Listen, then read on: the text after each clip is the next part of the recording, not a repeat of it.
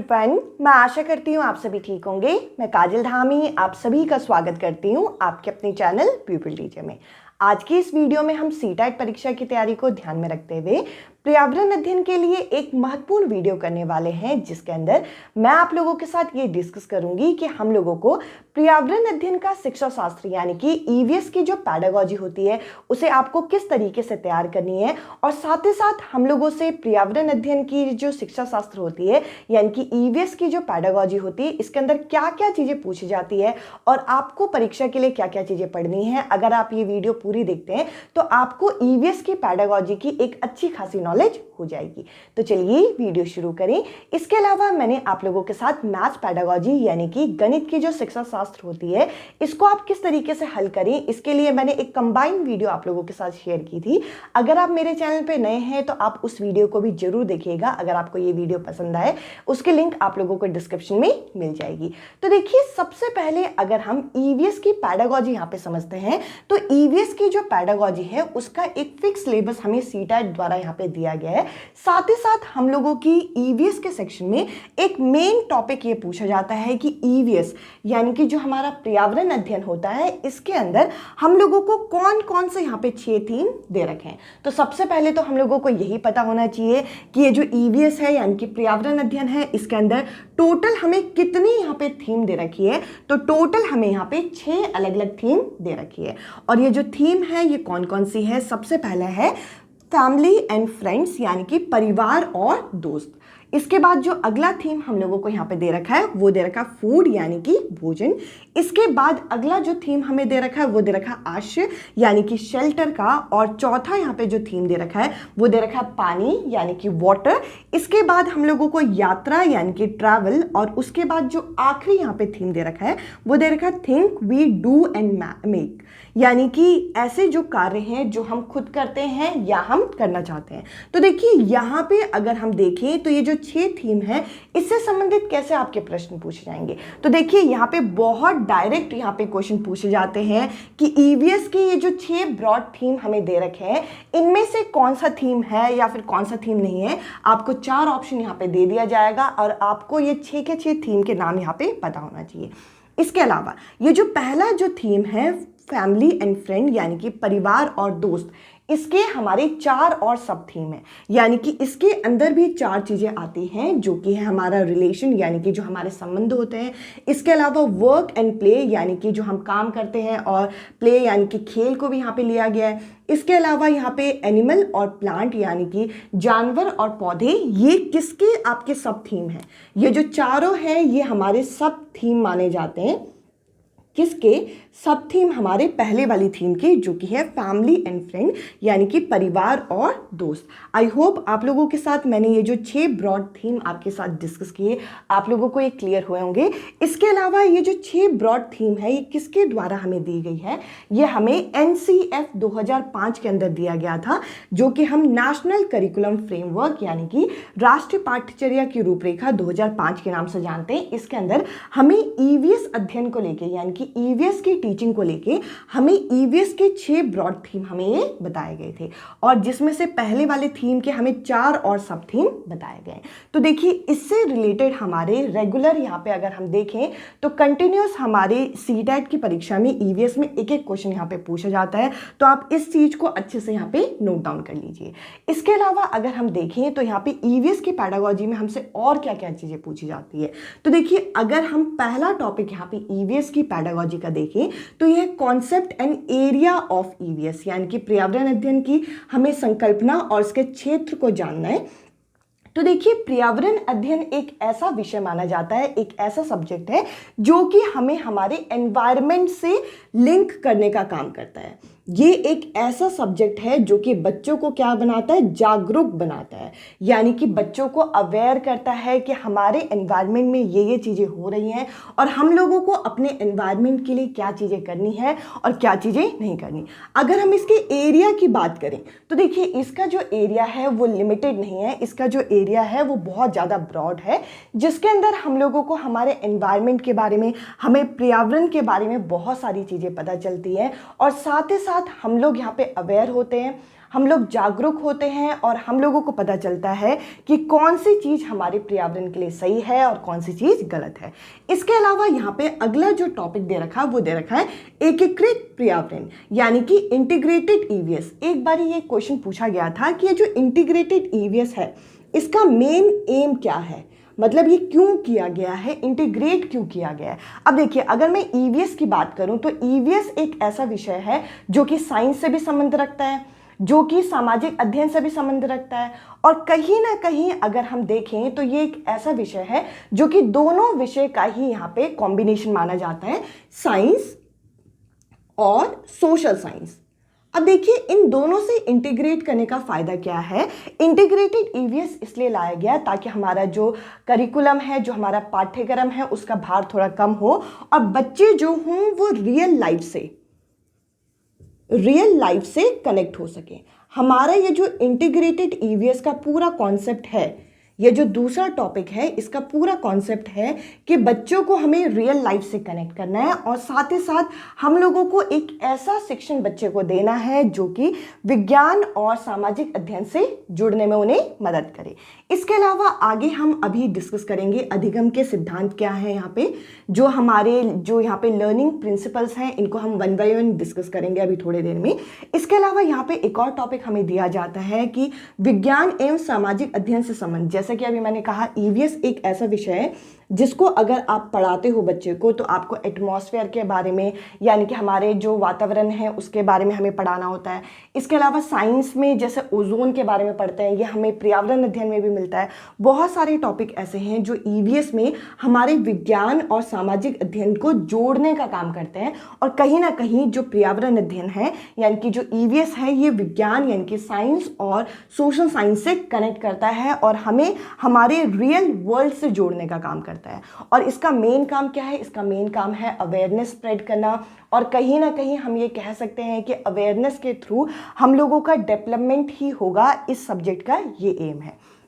इसके अलावा हमें सीसीई के बारे में पढ़ना है, जिसे हम सतत एवं व्यापक मूल्यांकन के नाम से जानते हैं। बहुत इंपॉर्टेंट टॉपिक है, एक या दो क्वेश्चन आपका यहाँ से पूछा जाएगा, ये मैं अभी आपके साथ डिस्कस करूंगी।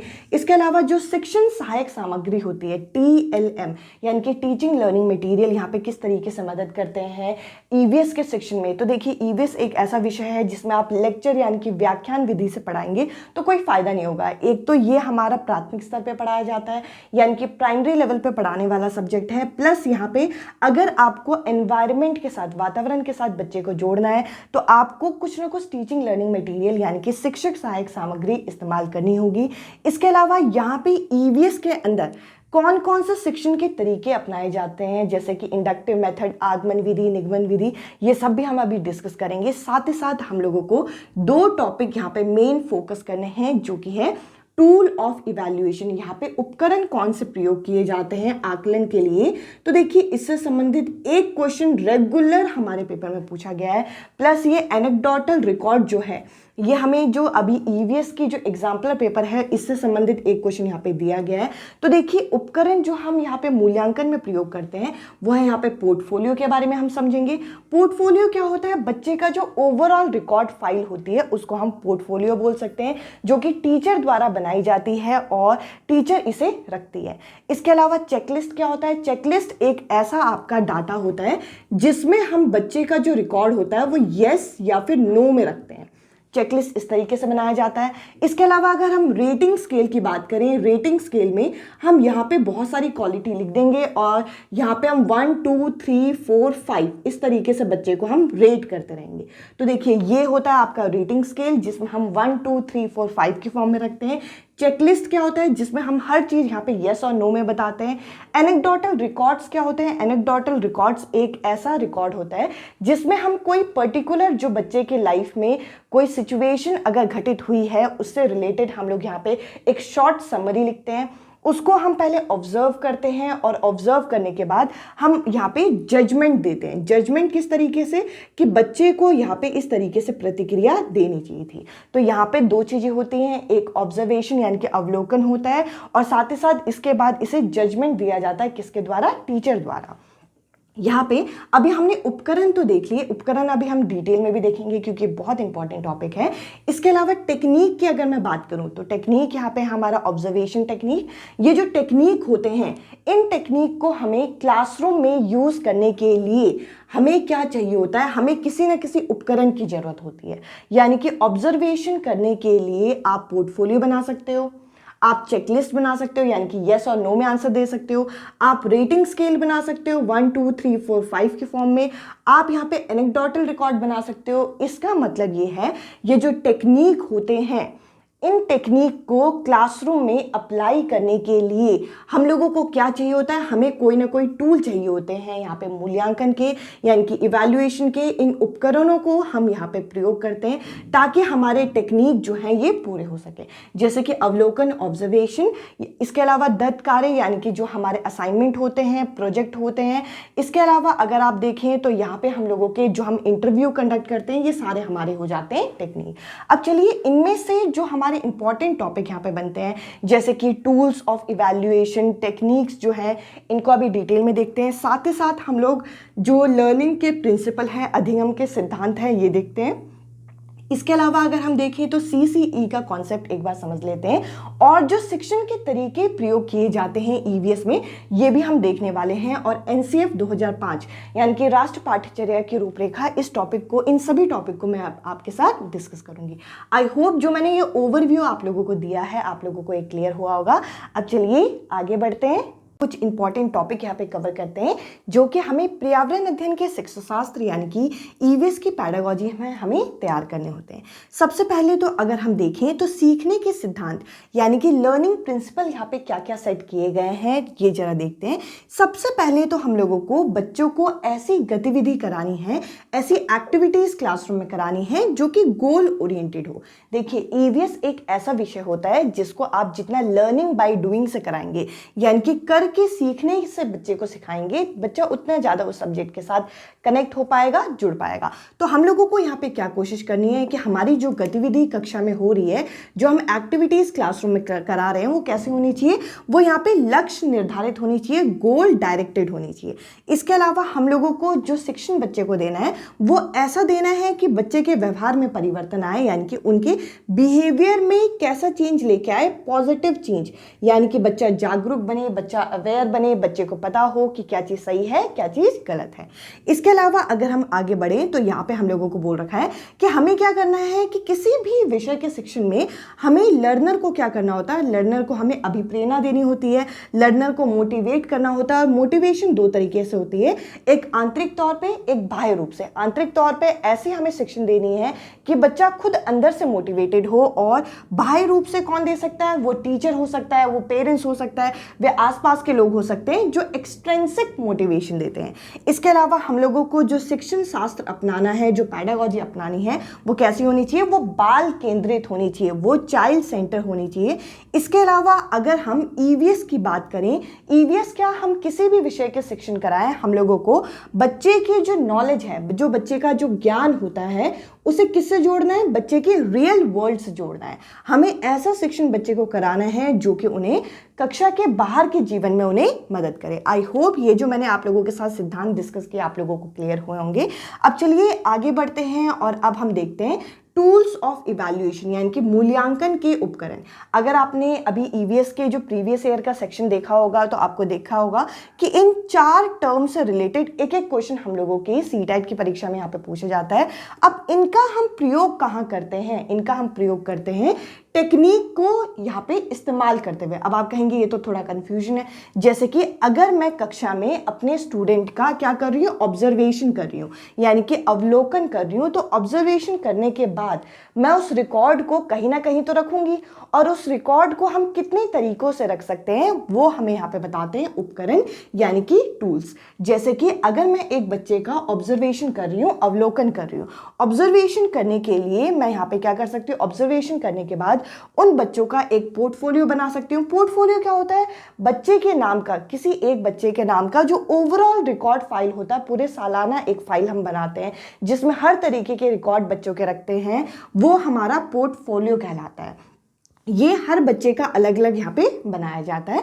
इसके अलावा अगर हम देखें तो देखिए ऑब्जर्वेशन अगर मैं कर रही हूँ तो ऑब्जर्वेशन अवलोकन करते हुए मैं यहाँ पे बच्चों की चेकलिस्ट भी बना सकती हूँ। चेकलिस्ट क्या होता है कि यहाँ पर मैंने यहाँ पे कुछ 10 क्वालिटी यहाँ पे लिख दी और ये बताया यहाँ पे बच्चे के अलग अलग नाम लिख दिया और यहाँ पे बताया कि ये जो क्वालिटी है इस बच्चे में है या नहीं है।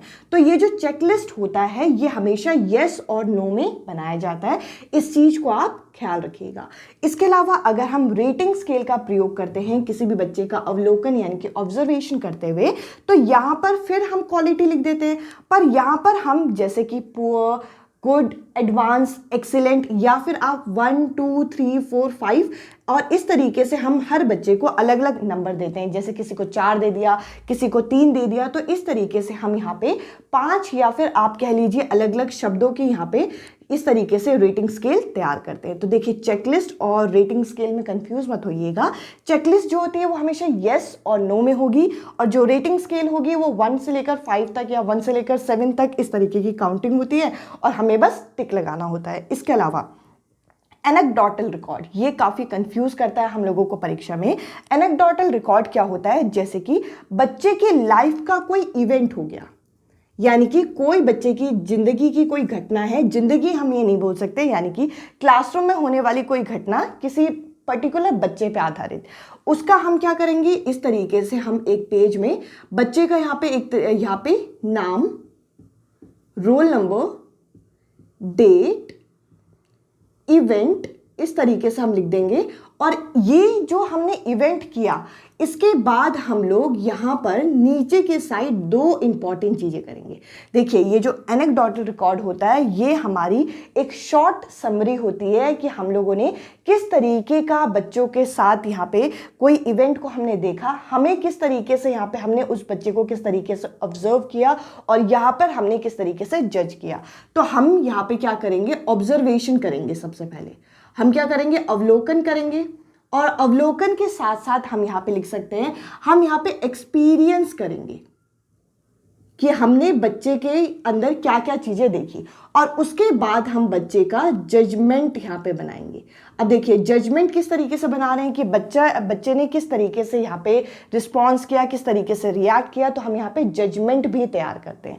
तो देखिए एनेक्डोटल रिकॉर्ड जो होता है ये क्या होता है, ये एक तरीके से किसी एक पर्टिकुलर इवेंट के लिए बनाया जाता है जिसमें हम इस तरीके से डेटा यहाँ पे तैयार करते हैं। अब देखिए ये सभी जो हमारे उपकरण हैं, ये सभी जो मूल्यांकन के ये जो उपकरण हैं ये किसके लिए प्रयोग किए जाते हैं, ये इन टेक्निक को क्लासरूम में लागू करने के लिए किए जाते हैं। जैसे कि मैंने कहा ऑब्जर्वेशन अगर आपने कर ली, अवलोकन कर लिया, ऑब्जर्वेशन करने के बाद उस ऑब्जर्वेशन का क्या करेंगे, आपको खुद वो चीज़ याद नहीं रहेगी कुछ टाइम बाद, तो उसके लिए हमें कोई ना कोई उपकरण की जरूरत पड़ती है और ये सारे हमारे उपकरण हैं जो कि हमें यहाँ पे किस में यूज़ करते हैं, हम टेक्निक ऑफ इवैल्यूएशन में यूज़ करते हैं। तो पेपर में ये भी क्वेश्चन आया हुआ है टेक्निक ऑफ इवैल्यूएशन में से क्या है, एक ऑप्शन में हमें ऑब्जर्वेशन दे रखा था, बाकी में चेकलिस्ट, रेटिंग स्केल और एनेक्डोटल रिकॉर्ड। तो देखिए टेक्निक क्या है, ऑब्जर्वेशन है, पर ये जो चेकलिस्ट, रेटिंग स्केल और एनेक्डोटल रिकॉर्ड है ये क्या है, ये टूल्स माने जाते हैं ना कि टेक्निक है। आपको इन दोनों में डिफरेंस पता होना चाहिए।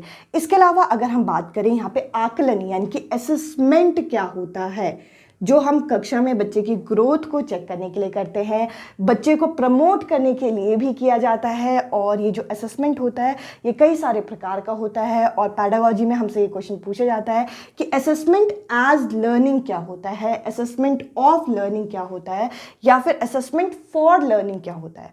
तो देखिए यहाँ पे हमें इन तीनों में डिफरेंस हमें पता होना चाहिए। सबसे पहला है असेसमेंट एज लर्निंग, सीखने के लिए समान आकलन। ये कब किया जाता है, जब बच्चा सेल्फ असेस करे, यानी कि अगर आप अपनी कक्षा में बच्चों को ग्रुप में बांट दो और कहो कि खुद का असेसमेंट, आप खुद का आकलन करो, तो ये असेसमेंट एज लर्निंग कहलाएगा, ये सेल्फ असेसमेंट भी कहलाता है। इसके अलावा असेसमेंट ऑफ लर्निंग यानी कि सीखने का आकलन, जो आपने सीखा है उसका आकलन करना, जैसे कि हम लोग यहाँ पे ऐसे समेटिव असेसमेंट में करते हैं, जो कि सालाना जो पेपर होते हैं वो होता है। देखिए आपने जो सीखा हुआ है उसका आप यहाँ पे आकलन कर रहे हो, आपने जो बच्चे को सिखाया है उसका आकलन कर रहे हो, ताकि आप चेक कर सको कि आपके स्टूडेंट को कितना समझ में आया है और कितना समझ में नहीं आया।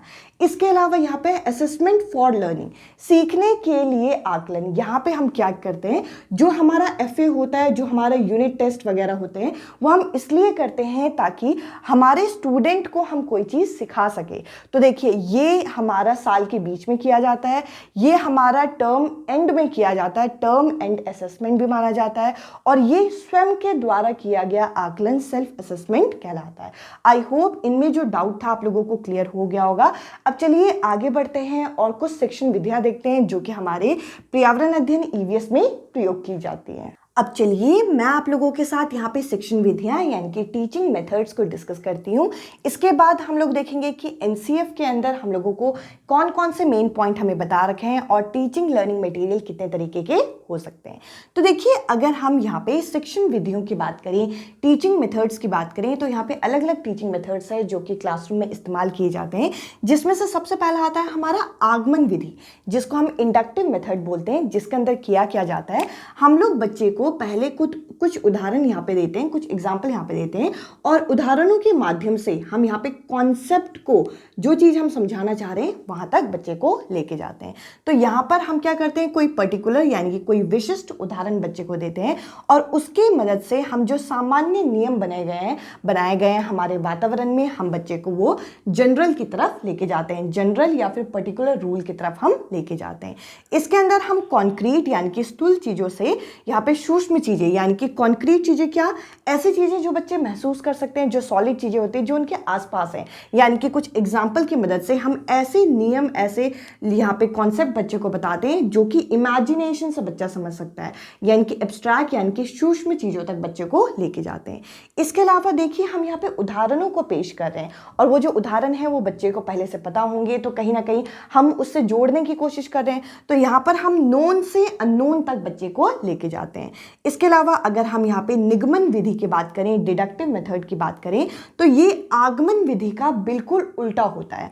देखिए इसके अंदर क्या किया जाता है, इसके अंदर पहले हमारे जो सामान्य नियम बने हैं, जो कॉन्सेप्ट हैं, जो अवधारणाएं हैं, हम बच्चे को बता देते हैं, और उसके बाद हम कुछ एग्जाम्पल उससे संबंधित यहाँ पे देते हैं। और जो मैंने यहाँ पे बताया, इसके अंदर जो हमारा पर्टिकुलर से जनरल तक जाते थे, विशिष्ट से सामान्य, वो सारी चीज़ें यहाँ पे उल्टी हो जाती हैं, किसमें, निगमन विधि में। इसके अलावा अगर हम आगे बढ़ें तो दो और विधि हैं यहाँ पे, एनालिसिस यानी कि विश्लेषण, और सिंथेसिस यानी कि सिंथेसिस। तो देखिए विश्लेषण यानी कि यहाँ पे सिंथेसिस। तो देखिए यहाँ पे अगर हम देखें, ये जो विश्लेषण है, संश्लेषण यानी कि सिंथेसिस, अगर हम यहाँ पे विश्लेषण विधि को देखें जो कि एनालिसिस है, इसमें हमारे सामने जो भी हमें समस्या दी जाती है, जो भी समस्या है वो हमें पहले पता नहीं होगी, तो इसके लिए हम अननोन शब्द का प्रयोग करते हैं। इस अननोन चीज़ को हम क्या करते हैं, छोटे छोटे यहाँ पे टुकड़ों में विभाजित कर देते हैं समस्या को, और उनको यहाँ पे समझने की कोशिश करते हैं। तो यहाँ पे विश्लेषण यानी कि एनालिसिस मेथड के अंदर क्या जाता है, जो भी समस्या है, जो भी प्रॉब्लम है, उसको यहाँ पे छोटे छोटे टुकड़ों में बांटा जाता है, और उसके बाद उसके बारे में हमें व्याख्यान करते हैं, हम समझते हैं डिटेल में उसके बारे में डिस्क्रिप्शन। इसके अलावा संश्लेषण यानी कि सिंथेसिस मेथड के अंदर क्या जाता है, हम लोग जो छोटे छोटे यूनिट, जो चीज़ें हमें पता होती हैं, उससे हम कुछ ऐसा कॉन्सेप्ट यहाँ पे तैयार करते हैं जो कि हमें नहीं पता, यानी कि नोन से अननोन की तरफ जाया जाता है, और इसमें छोटे छोटे यूनिट को जोड़कर हम एक बड़ा सा कॉन्सेप्ट यहाँ पे तैयार करते हैं। आई होप ये तो मैंने आप लोगों को मैथ्स पेडागोजी में भी डिटेल में समझाया था। अगर आप लोगों ने मैथ्स पेडागोजी की इस तरीके की स्पेशल वीडियो नहीं देखी तो अभी भी आप लोग वो वीडियो देख सकते हैं। ये वीडियो खत्म होने के बाद आपको डिस्क्रिप्शन में मैथ्स पेडागोजी की जो स्पेशल वीडियो मैंने बनाई है वो मिल जाएगी। आप उस वीडियो को भी जरूर देखिएगा, क्योंकि अगर आप EVS की तैयारी कर रहे हैं तो आपको कहीं ना कहीं गणित के लिए भी पेडागोजी तैयार करनी है, तो वो वीडियो भी देखिएगा। अब देखिए यहाँ पे अगर हम बात करें आगे, यहाँ पे हमारे सामने NCF 2005, ये जो NCF टॉपिक है हमारा, ये मैथ्स में भी पूछा जाता है, ये सोशल में भी पूछा जाता है, ये EVS में, CDP में, हर जगह ये टॉपिक पूछा जाता है। ये जो नेशनल करिकुलम फ्रेमवर्क 2005 है, इसके अंदर हमें गाइडलाइंस दे रखी है कि हम लोगों को टीचिंग किस तरीके से करनी है, हम लोगों को एनवायरमेंट यानी कि वातावरण किस तरीके से तैयार करना है ताकि बच्चे वहाँ पर चीज़ें सीख सकें। तो देखिए जो हमें थीम दे रखी थी, जो ब्रॉड 6 थीम मैंने शुरुआत में डिस्कस की थी, वो भी हमें एनसीएफ 2005 की गाइडलाइन के अंदर दी गई थी। और इसके अंदर 2 मेन बातें बोली गई। वैसे तो 5 इसके गाइडलाइंस है, पर 5 में से सबसे ज़्यादा मेन 2 यहाँ पे गाइडलाइन है। पहला यहाँ पे है कि connecting knowledge to life outside school, यानी कि हमें जो बच्चे को ज्ञान देना है, जो बच्चे को हम नॉलेज यहाँ पे दे रहे हैं, वो ऐसा यहाँ पे ज्ञान दें कि बच्चे के बाहरी जीवन के साथ वो चीज़ जुड़ सके।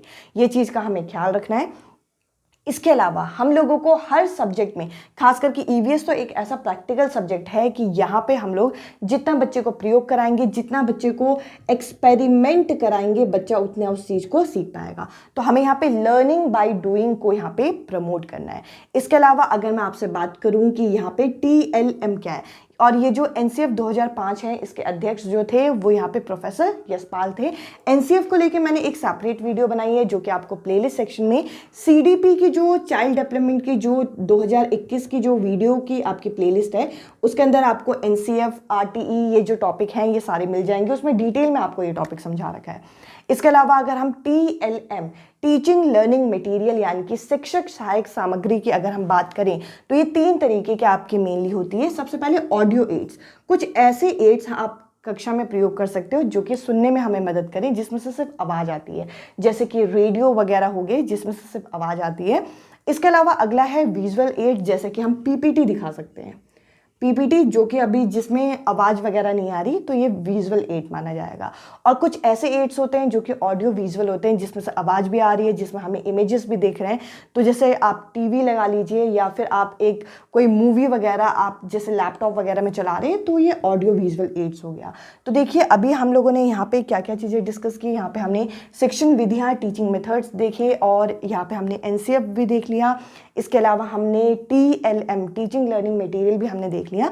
इसके अलावा अगर मैं आपसे बात करूं, एक और टॉपिक है CCE, जिसे हम सतत एवं व्यापक मूल्यांकन बोलते हैं, कंटिन्यूस एंड कॉम्प्रिहेंसिव इवैल्यूएशन बोलते हैं। ये क्या है? यहाँ पे बोला गया है कि हम लोगों को जो मूल्यांकन करना है, जो हम लोगों को यहाँ पे इवैल्यूएशन करना है, वो किस तरीके से करना है, वो यहाँ पे सतत होना चाहिए, यानी कि कंटिन्यूस, और उसके अलावा यहाँ पे व्यापक होना चाहिए, कॉम्प्रिहेंसिव होना चाहिए। यहाँ पे ये देखिए कंटिन्यूस वर्ड का मतलब क्या है, हमें पूरे साल भर यहाँ पे बच्चों का मूल्यांकन करना है, यानी कि ये FA की बात कर रहे हैं। कॉम्प्रिहेंसिव यानी कि हम लोगों को हर चीज़ को यहाँ पे इंक्लूड करना है, सिर्फ हम बच्चे का जो पढ़ाई से रिलेटेड चीज़ें हैं वो ना देखें, हम बच्चे की कोलास्टिक सारी एक्टिविटी को हम यहाँ पे देखें, यानी कि बच्चा खेल में कितना अच्छा है, बच्चा यहाँ पे स्पोर्ट्स कैटेगरी हो गई, बच्चा यहाँ पे जो कंपटीशन वगैरह हो रहे हैं उसमें पार्टिसिपेट कर रहा है नहीं कर रहा, हर चीज़ हमें देखनी है। तो कॉम्प्रिहेंसिव तरीके से इवैल्यूएशन जब हम मूल्यांकन हम बच्चे का करते हैं तो उसे CCE बोलते हैं।